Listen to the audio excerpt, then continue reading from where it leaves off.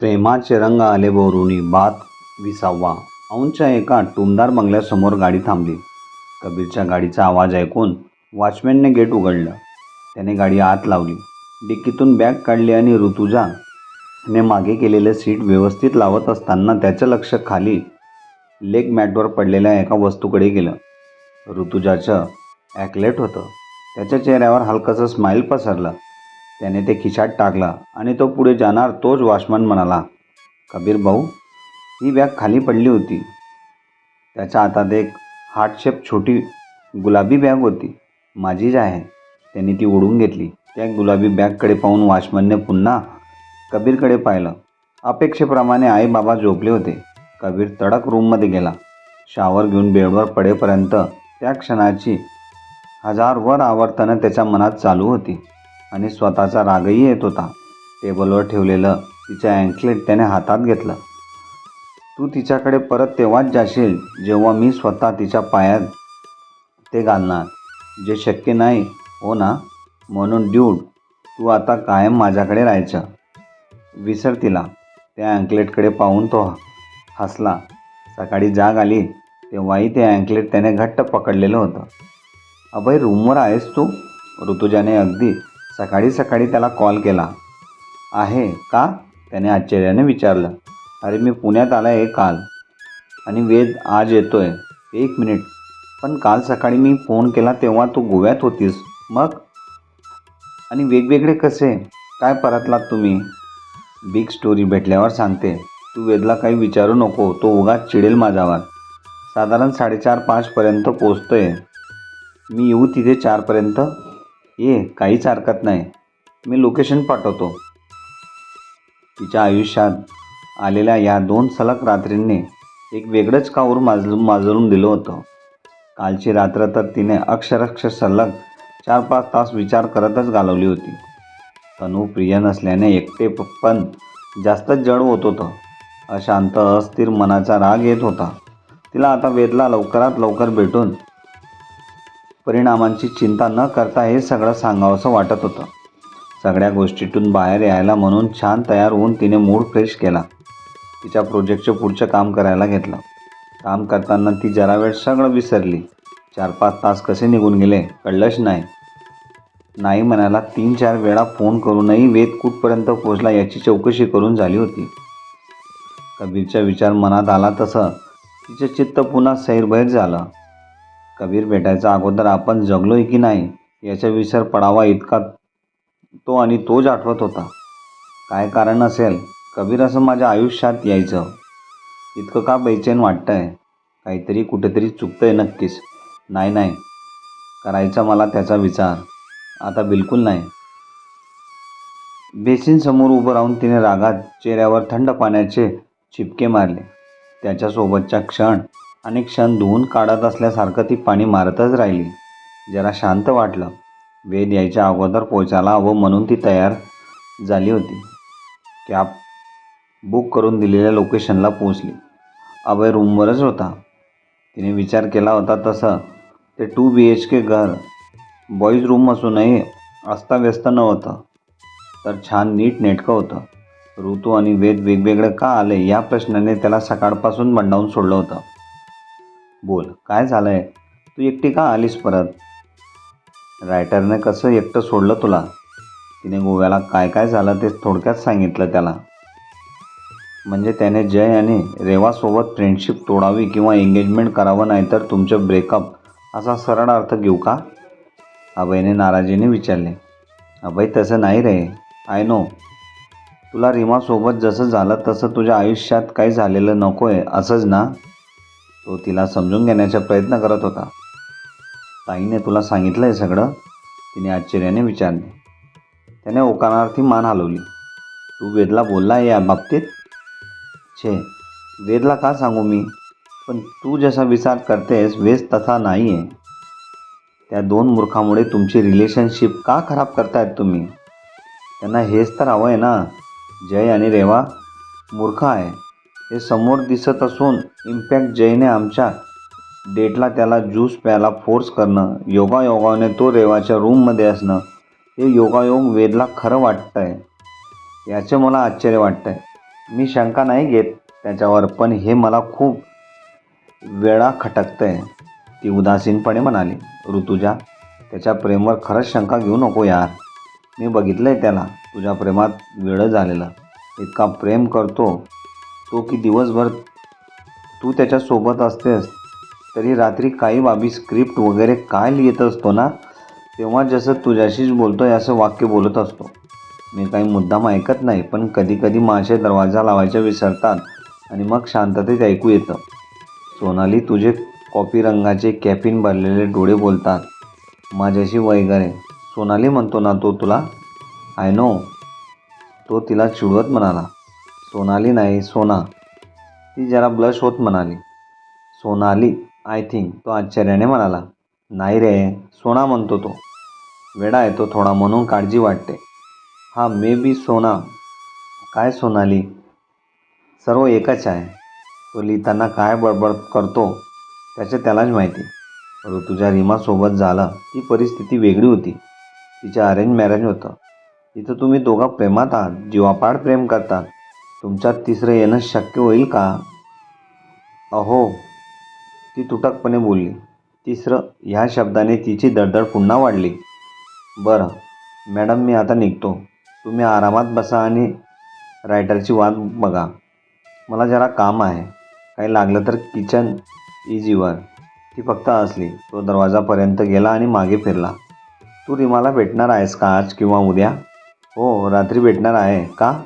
एक मिनटं, तिचं हे जॅकेट राहिलं आहे त्या दिवशी गाडीत, तेवढं दे तिला. त्याने एक अगदी व्यवस्थित गडी केलेलं जॅकेट तिच्या हातात ठेवलं. एक मिनिट. तिच्या हातातल्या जॅकेटकडे एक वेळ बघून तो आत गेला. 2-3 रफ पेजेस घेऊन आला आणि ते जॅकेटच्या आत खाली वर असे व्यवस्थित ठेवले आणि एका छान बॅगेत ठेवून तिच्या हातात दिलं. अहो, इतकं व्यवस्थित? ताईला असंच व्यवस्थित ठेवलेलं आवडतं, ती उत्साहाने म्हणाली. हो, त्यासाठीच. Trying to impress. स्वच्छ धुवून घेतलं आहे मावशीकडून. तिला आठवणीने दे, फार फेवरेट आहे तिचं. तो जरा ब्लश होत म्हणाला. तिने ते हेरलं. अहो, फेवरेट अँड ऑल, ती जरा चिडवत म्हणाली. बोलू आपण या विषयावर सविस्तर. आता मला जायचं आहे. शांततेत सगळं सॉल्व करा. थोडंसं तोही मिश्किलपणे हसत म्हणाला आणि निघून गेला. खरं तर दोघांना जरा एकट्यात बोलता यावं म्हणून तो निघाला होता. तिने ती बॅग तिच्या पर्सवर ठेवली. तिला ताईच्या आयुष्यात अभयचं येणं फार सुखावणार वाटलं. वेदला फोन केला. तो 10-15 मिनिटात पोहोचणारच होता. ती आली हे त्याला माहिती नव्हतं. ती वेदच्या रूममध्ये गेली. 2 अगदी लांब रुंद अशी लायब्ररी कपाट होती, जी पुस्तकांनी गच्च भरली होती. तिने पुस्तकं चाळली. Horror, mystery. त्यांचे ते भयानक कवर नकोच, ते म्हणत तिने बंद केले. मग दुसऱ्या शेल्फमध्ये असलेली लव्ह स्टोरीची पुस्तकं बघितली. थोडा वेळ पुस्तकं चाळल्यावर तिला कंटाळा आला. ती त्याच्या टेबलाजवळ येऊन बसली. रुंद टेबलावर त्याच्या रायटिंग स्टेशन, प्रिंटर, बरेचसे पेजेस आणि वह्या व्यवस्थित ठेवल्या होत्या. खाली एका प्लॅस्टिक कार्टनमध्ये बरेच चुरगडलेल्या खराब झालेल्या रद्दी पेपरचा ढीग होता. समोरच्या सॉफ्ट नोटीस बोर्डवर त्याच्या कामाचे खूप सारे कटिंग्स होते. पेन, पेन्सिल, एक ट्रे पूर्ण भरला होता. तिने एक दीर्घ श्वास घेत त्याच्या रूमवर एक नजर फिरवली. पुस्तक, कागद, पेन, पेन्सिल, ढीग यांनीच ती रूम खुलून दिसत होती. समोर बोर्डवर त्याचा एक मस्त फोटो होता. तिने तो जवळ जाऊन पाहिला. तो पाहून तिचा चेहरा उजळला. जागेवर बसणार तसं बोर्डच्या खालच्या कोपऱ्यात असलेल्या एका रंगीत कटिंगवर तिचं लक्ष खिळलं. तिने जवळ जाऊन पाहिलं. लव्ह स्टोरी प्रॉम्प्ट रंगीत लेटर्समध्ये लिहिलं होतं. त्या पेजवर कलरफुल डायग्राम होती, ज्यावर त्याने त्याच अक्षरात फक्त SNIYT अशी काही अक्षरं वारंवार लिहिली होती. अगदी कलरफुल आणि गोंधळात टाकणारा तो पेपर बघून तिला हसू आलं. हे क्रिएटिव्ह रायटर ना, टू मच कन्फ्युजिंग, ती स्वतःशी बोलली आणि पुन्हा जागेवर येऊन बसली. तेवढ्यात दरवाजाला कुलूप नाही आहे हे पाहून वेदने बेल वाजवली. तो कसा रिॲक्ट होणार या धाकधुकीने तिला दरवाजा उघडला. तिला समोर पाहून तो गोंधळला. आनंदात त्याला काय बोलावे हे सुचेना. आत येऊन सामान वगैरे ठेवून बंद दरवाजाला टेकून तसाच उभा होता तो. थकलेले डोळे, विस्कटलेले केस. तो पहिल्यांदा बघत असल्यासारखा तिला बघत होता. ती सुद्धा समोर अवघडून उभी होती. विचित्र परकेपण दोघांमध्ये भरून राहिलं होतं. ऋतू, तू इथे? अभय नाही आहे? त्याला काय बोलावं हे सुचत नव्हतं. खरं तर त्याला तिथे असणं अगदी अनपेक्षित होते. का? तू माझ्या रूमवर रात्री येऊ शकतोस, मी दिवसा येऊ नको का? अभय नाही आहे, तू फ्रेश हो, मी कॉफी करते. ती शांतपणे प्रेमाने बोलते हे पाहून तो जरा नॉर्मल झाला. 1 मिनिट, ती किचनमध्ये जाणार तसा तिचा हात धरून मागे त्याच्याकडे खेचलं तिने. वेद, तू फ्रेश हो, आपण बोलू नंतर. ती त्याच्या ह्या अनपेक्षित वागण्याने गोंधळली. नाही, मला आत्ताच बोलायचे आहे. तू माझं उत्तर ऐकल्याशिवाय माझ्याशी बोलणार नव्हतीस ना? एकटी निघून आलीस, मग आता अगोदर माझं ऐकायचं. तिचा हात घट्ट पकडून तिला अगदी जवळ घेत तो म्हणाला, वेद, इट्स हर्टिंग यार, जा तू फ्रेश हो. तिने हात सोडून घेतला आणि ती किचनमध्ये गेली. तोही त्याच्या रूममध्ये गेला. जरा वेळाने कॉफीचे मग घेऊन ती त्याची वाट बघत हॉलमध्ये सोफ्यावर बसली होती. तो आला. नुकताच शोवर घेऊन आल्याने ओले झालेले केस पुसत तो शेजारी येऊन बसला. कॉफी तिने त्याला एक मग दिला. त्याने तो समोर ठेवून तिच्या खांद्यावर दोन्ही हात बाजूंनी ठेवून डोक्याला डोकं लावत तो म्हणाला, अगोदर तुझ्या प्रश्नांचं उत्तर. तू निघून गेलीस पण माझी हालत खराब झाली. मी विचार केल्यावर मला एकच गोष्ट समजली की आता काही झालं तरी मी तुझ्याशिवाय राहू शकणार नाही. I just want you. ऋतू, मी तुझ्याशिवाय कालचा आणि ह्या क्षणापर्यंतचा दिवस कसा काढला माझं मलाच माहिती. माझे सगळे प्लॅन्स विस्कटल्याने माझी चिडचिड झाली. एकदम एंगेजमेंट बाबतीत घरी सांगणं म्हणजे इम्पॉसिबल वाटलं. आई जरा पारंपरिक विचाराची आहे. तिला सांगायचं म्हणजे मला बरेच कष्ट घ्यावे लागतील या भीतीने अजून चिडचिड झाली. पण शांततेत विचार केला आणि म्हटलं काय हरकत आहे विचारून तर बघूया. म्हणून पुन्हा कॉन्फिडन्स आला. जय आणि रेवाला मी इनफ समजवण्याचा प्रयत्न केला आहे ऑलरेडी. आता ते काय ठरवतात याचं मला काही नाही माहिती. मला तू हवी आहे, दॅट्स फायनल, नो कन्फ्युजन. चल नव्यानं प्रेमाला सुरुवात करूया, अगदी फ्रेश. अगोदर आपण ओळखतच नव्हतो, आपल्यात कुणीच नव्हतं असं समज. मी खूप हार्श वागलो तुझ्याशी, तेही तुझ्या स्पेशल दिवशी. खूप वाईट वाटतंय, गिल्टी फील होतंय. पुन्हा नव्याने प्रेमात पडूया यार. आय लव्ह यू ऋतू, आय रिअली डू. त्याने तिच्या कपाळावर ओठ टेकवले. पुन्हा तीच अस्वस्थता, तिची घालमेल वाढवली. त्याच्यापासून ती जरा दूर झाली. तिचे डोळे भरून आले होते. वेद, हाच विचार तू काल नाही का केला असता? इतकी त्यांची बाजू डोक्यावर उचलून घेतली होतीस आणि आज अचानक ते काय ठरवतात ते ठरवू दे इतकं सहज मान्य केलंस. काल हाच विचार करून तू एंगेजमेंटसाठी का नाही केलास? तुझ्या या एका चुकीमुळे खूप काही चुकलं होऊन बसलं. वेद, मला आता कुठल्याच अटीशर्ती ठेवायच्या नाही आहे. मी खूप विचार केला आहे. आता तू जसं म्हणशील तसं. तिने डोळे पुसले. सगळं विसरून जाऊया. मागच्या एकही दिवस आठवायचा नाही, एकही नाही. एंगेजमेंटबद्दल विचारू ना मग घरी? त्याने तिच्या डोळ्यात बघत विचारलं. त्याच्या या अनपेक्षित प्रतिक्रियेने ती जरा गोंधळली. पण हेच तर हवं होतं ना आपल्याला. मग कालच्या प्रवासाबद्दल सांगू का आताच? ती हा विसरूया म्हणते तर सगळं विसरूया, नव्याने सुरुवात करूया. विचारांचा गुंता खूप वाढत होता. हर प्रकारे ती मनाला समजवण्याचा प्रयत्न करत होती. मग काहीसं मनाला समजवत दीर्घ श्वास घेत ती म्हणाली, लेट्स गेट एंगेजमेंट वेद. हेच ठीक होईल. आणि असंच तर व्हायला हवं आहे ना. आपण 4-5 महिन्यांपासून ह्याच दिवसाची वाट बघत होतो. हेच खरं प्रेम आहे. सगळं विसरूया. काहीच आठवायला नको आपल्याला. कुठलाच क्षण, कुठलाच स्पर्श नकोच आठवायला. अनामिक जाणू, हुरहुर, एका क्षणात झालेला आयुष्यभराचा संवाद, सगळं विसरूया. स्वप्न कितीही सुंदर असलं तरी डोळे मिटले आहे तोपर्यंत त्याचं अस्तित्व स्वप्नांच्या जगात कायम नाही राहू शकत. Let's get engage, maybe next week. ती काय बडबड करते त्याला काही कळतच नव्हतं. तो तिच्या उमेजलेल्या चेहऱ्याकडे बघत तिला समजावून घेण्याचा प्रयत्न करत होता. मनात उठलेलं प्रचंड कोलाहल दाबायचा तिचा निष्फळ प्रयत्न शेवटी डोळ्यात उतरला. तिचे डोळे भरून आले.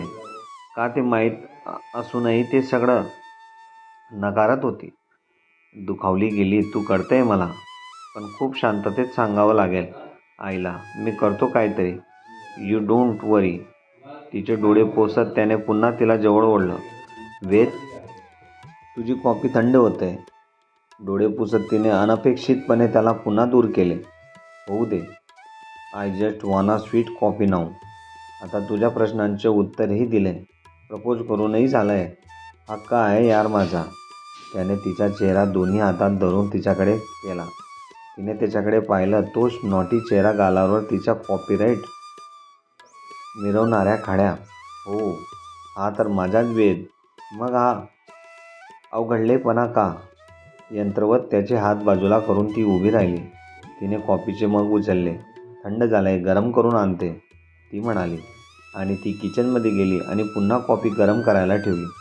त्याने मागे येऊन तिच्या कमरेभोवती हळूच हातांचा विळखा घातला. त्याचा परफ्यूमची एरवी हवा असा सुगंध तिच्या भोवती दरडला. मला माहिती आहे तू चिडली आहेस.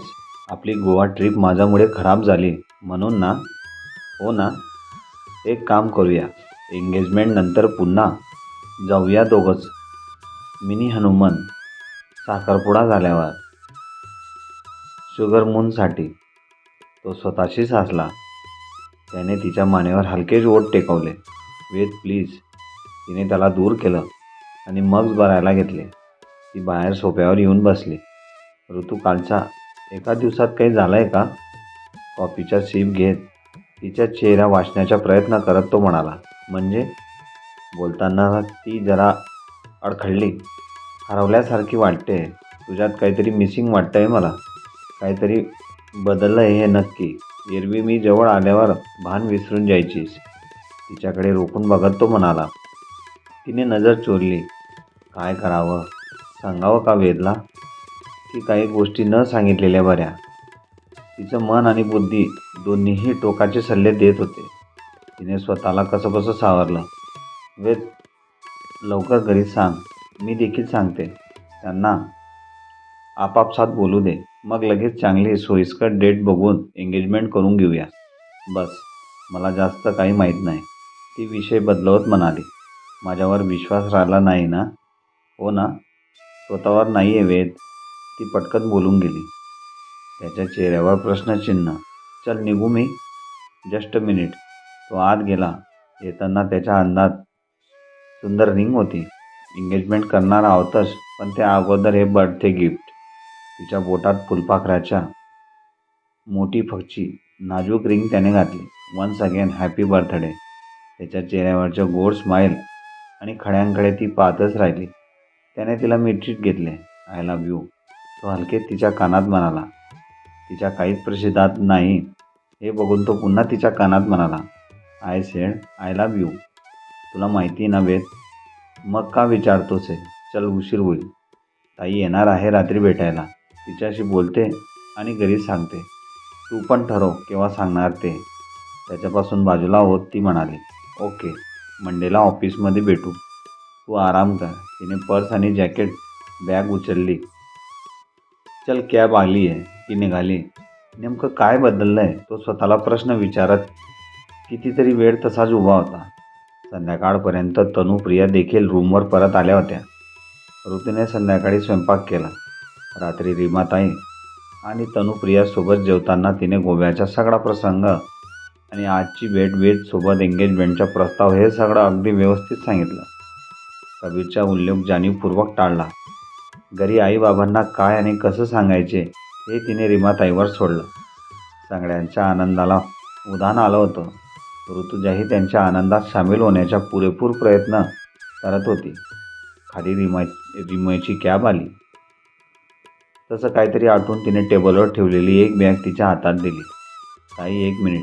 हे तुझे जॅकेट अभयने दिलं. रीमा आणि अभयला एकत्र इमॅजिन करून तिला खूप हायसं वाटलं. अरे हो, बरं झालं. आणि इतकं व्यवस्थित? गुड. तिने त्या बॅगेतून जॅकेट काढलं. तसं त्यातली पानं खाली उडाली. प्रियाने ती उचलून टेबलवर ठेवली. तिने जॅकेट घातलं. तिला सोडायला त्या खाली गेल्या. रूमवर परत येईपर्यंत तनू प्रियाने तिला चिडून अगदी हैराण केलं होतं. ओ माय गॉड, मला अजूनही विश्वास होत नाही. कसं का असेना, त्याने तिला प्रपोज केलंच एकदाचं आणि आता आपल्या वेड्या पोकराची एंगेजमेंट होणार फायनली. तनू आनंदाने जवळपास ओरडतच बेडवर लोळली, म्हणाली. ऋतू जरासं हसली. प्रियाने तिच्याकडे पाहिलं. काय झालंय ऋतू, थोडी ऑफ वाटते. दमलीस का? मगाशी मी ह्या 4-5 दिवसात जे झालं ते सगळं सांगितलं. गोवा ते पुन्हा हा प्रवास सोडून, ती एक उसासा टाकत म्हणाली. तिचा चेहरा अगदी शांत होता. का? असं काही विशेष होतं त्यात? आता हे काय नवीन म्हणून त्या दोघी उठून बसल्या. तिने वाढदिवसाच्या आदल्या दिवशी कबीर भेटल्यापासून तर त्याने तिला रूमवर ड्रॉप करेपर्यंत आणि आज वेदला भेटल्यावर अवघडलापणा बदलला हे सगळे प्रसंग तपशीलवार सांगितले. सांगून झाल्यावर ती शांत बसली. तिच्या लाडक्या मैत्रिणींसोबत ह्या साचलेल्या भावना शेअर केल्यावर ओझं उतरल्यासारखं झालं. डोळे मात्र भरून आले. तनुप्रियाचे तर शब्दच खुटले होते. काही बोलायला त्यांना सुचतच नव्हतं. ऋतूला वेदशिवाय कुण्या परक्या व्यक्तीसोबत इमॅजिन करणं त्यांना फारच जड जात होतं. म्हणजे तुला आता वेदला फेस करायला गिल्ट होतंय वाटतंय, प्रिया जरा चिडून बोलली. ऋतू, 1 मिनिट माझ्या डोळ्यात बघ. काय झालंय तुला नेमकं? तिचा चेहरा दोन्ही हातात धरून थेट तिच्या डोळ्यात बघून तनू म्हणाली. तिचे हात बाजूला करत ऋतूने नजर चोरली. म्हणजे त्याने लिफ्ट देण्याच्या बहाण्याने तुझा फायदा घेतला, चान्स मारला, असं म्हणूया का सरळ? प्रिया पुन्हा चिडून बोलली. नाही प्रिया, चूक एकट्या कबीरची नाही आहे. मी देखील तेवढीच जबाबदार आहे आणि चान्स मारण्यातला नाही आहे. खूप डिसेंट आहे तो, ती डोळे पुसत म्हणाली. हो का? एका दिवसात कळलं देखील सुद्धा तुला?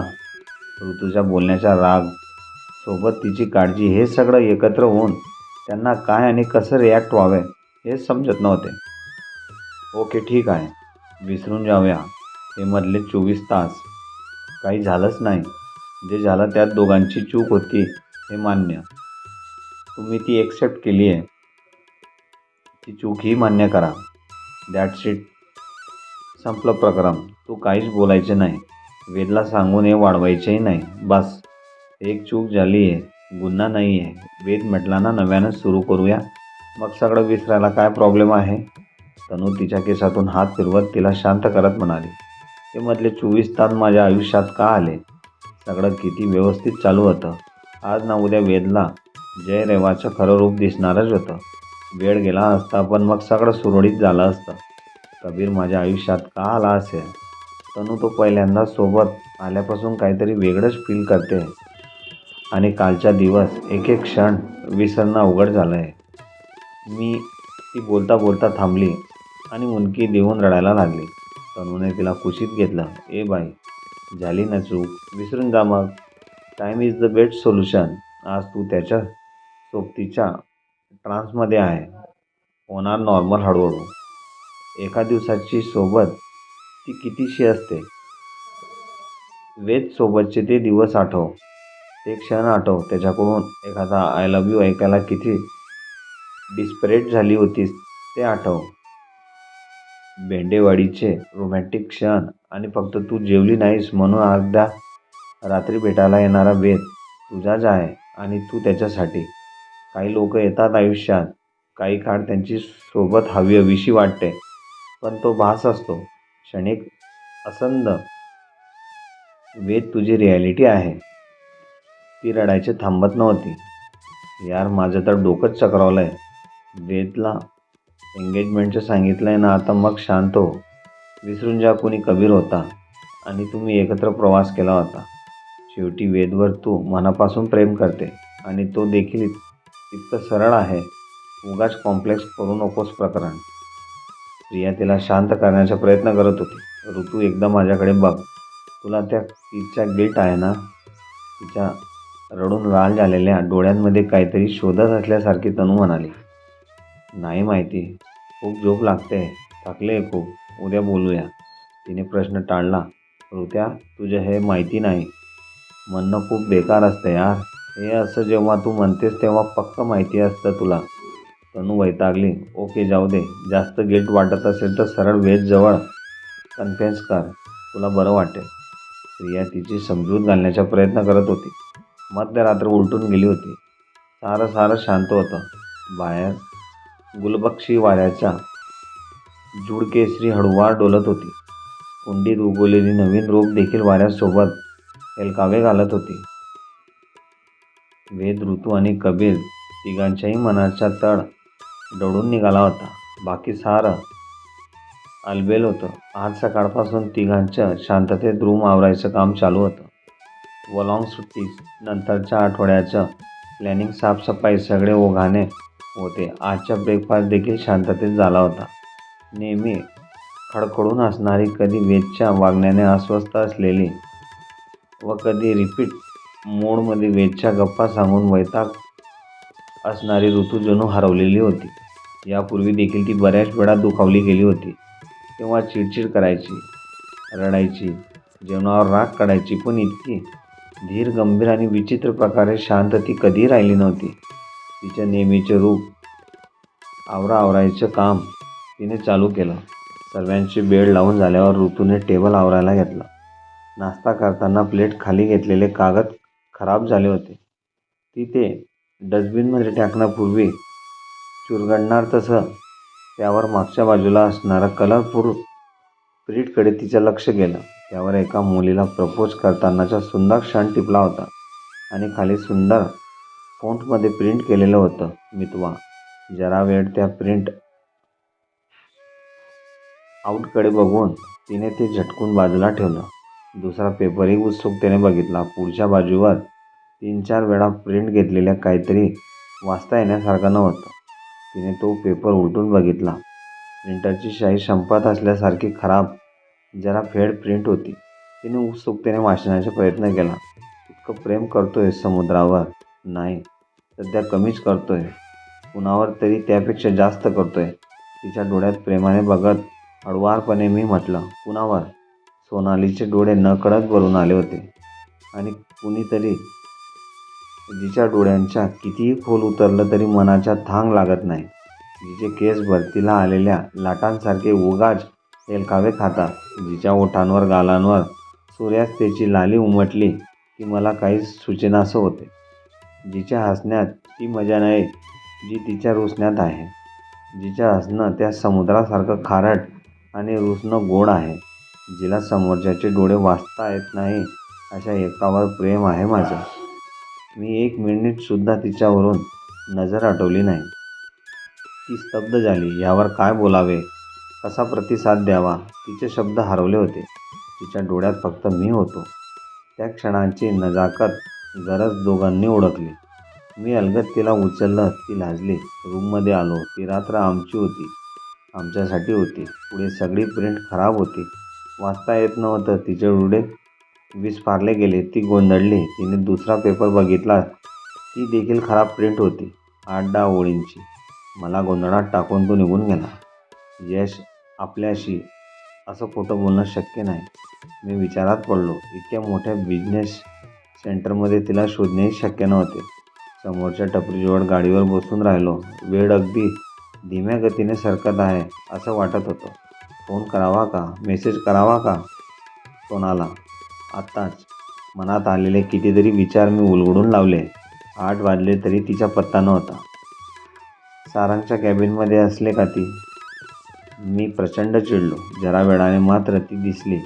तिने स्कार्फ गुंडाळलेला हेल्मेट घातलं आणि निघूनही गेली. मी 4 व्हीलर पार्किंगमध्ये बघितली. सारंग सरांची गाडी अजूनही होती. रात्रीपर्यंत काय काम सोनालीचं त्याच्याकडे? यशने डोक्यात सोडलेला संशयाचा किडा मिनिटात गणिक वाढवत होता. रागातच गाडी सुरू केली आणि मी निघालो. ती ब्लॅक होऊन खुर्चीवर बसली होती.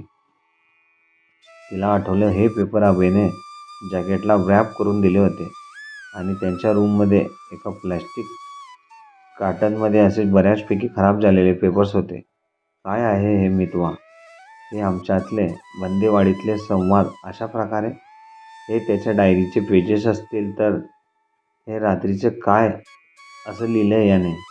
आणि त्या दुसऱ्या पेजवर काय लिहिलं होतं? सोनाली कोण? तिची चलबिचल वाढली. तिने कपाळावर जमलेला घाम टिपला.